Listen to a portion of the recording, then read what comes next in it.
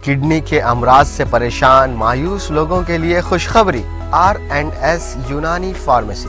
R&S यूनानी pharmacy, first floor, syndicate bank, Bahadurpura x road, Hyderabad.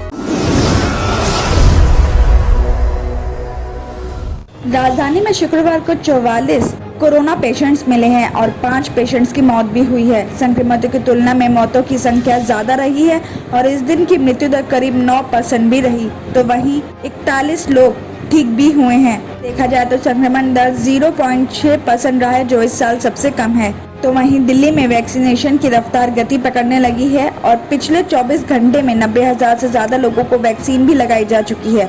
फिलहाल Covishield की 4 लाख से ज्यादा डोज और कोवैक्सीन की 3 लाख से ज्यादा डोज बताई गई थी। तो वहीं पिछले 24 घंटे में 90,000 से ज्यादा वैक्सीन लगाई गई।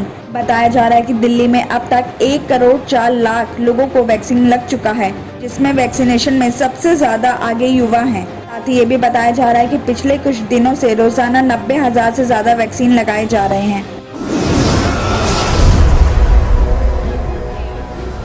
गत दिनों लगातार हुई बारिश के बाद दिल्ली एनसीआर से रूठा हुआ मानसून एक बार फिर से मेहरबान हुआ है। शनिवार यानी आज दिल्ली के कई इलाकों में तेज बारिश शुरू हुई है और बारिश के चलते मौसम सुहाना भी हो गया है। लोगों को उमस और गर्मी से राहत भी मिली है। बताया जा रहा है कि सिर्फ 3 घंटे के अंदर हिल्स इलाकों में 48.3 मिलीमीटर बारिश हुई है। आपको बता दें, एक और जहां मौसम विभाग ने शनिवार से बारिश नहीं होने का अनुमान जताया था, लेकिन ये कुछ हद तक गलत साबित भी हुआ है। मौसम विभाग का ये भी अनुमान इस हफ्ते भर बारिश की कम संभावना बताई गई है। मौसम विभाग के मुताबिक अगले 24 घंटे में दिल्ली के कुछ इलाकों में हल्की बारिश की संभावना जताई तो गई है, लेकिन इससे तापमान में ज्यादा प्रभाव नहीं पड़ेगा और अगले 2 दिनों में तापमान 36 डिग्री सेल्सियस तक पहुंचने की संभावना बताई गई है।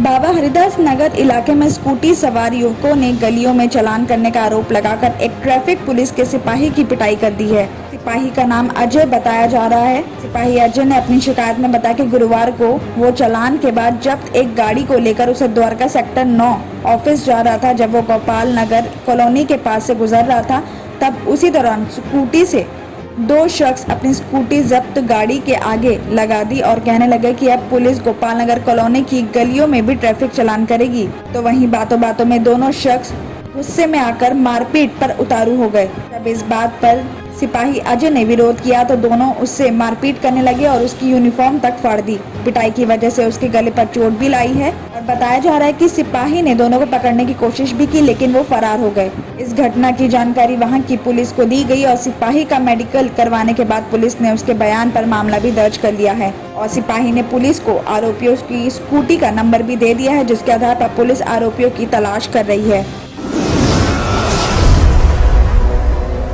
दिल्ली हाई कोर्ट ने दिल्ली दंगों में आरोपी पूर्व पाशा ताहिर हुसैन की सभी जमानत याचिकाओं पर दिल्ली पुलिस को स्टेटस रिपोर्ट पेश करने का निर्देश दिया है।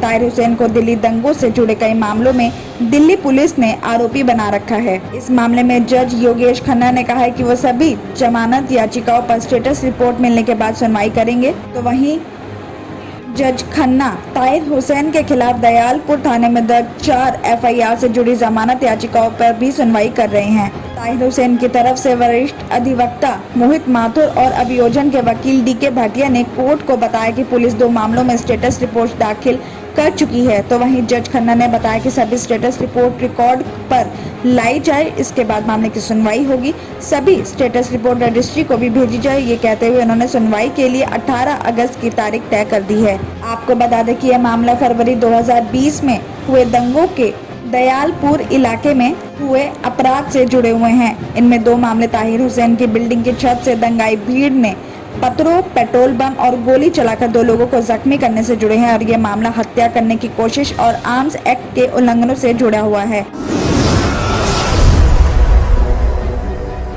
कांग्रेस के पूर्व अध्यक्ष राहुल गांधी के साथ विपक्षी दलों के कई नेताओं ने शुक्रवार को जंतर मंतर पहुंचकर कृषि कानूनों के खिलाफ आंदोलन कर रहे किसानों का समर्थन किया। सभी एक बस में सवार होकर किसान बचाओ भारत बचाओ के नारे लगाते हुए जंतर मंतर पहुंचे थे। किसान नेताओं ने बतौर श्रोता किसान संसद में शिरकत भी की। तो वहां नेताओं ने कृषि कानूनों का विरोध किया और केंद्र सरकार से इन कानूनों को जल्द से जल्द रद्द करने की भी मांग की। बताया जा रहा है कि किसानों का समर्थन करने के लिए पहुंचने वाले नेताओं में राहुल गांधी के अलावा और भी कई नेता वहां शामिल थे। राहुल गांधी ने जंतर मंतर पर कहा है कि विपक्षी दलों के नेता किसानों के समर्थन में यहां इकट्ठा हुए हैं और कृषि कानूनों का विरोध कर रहे हैं।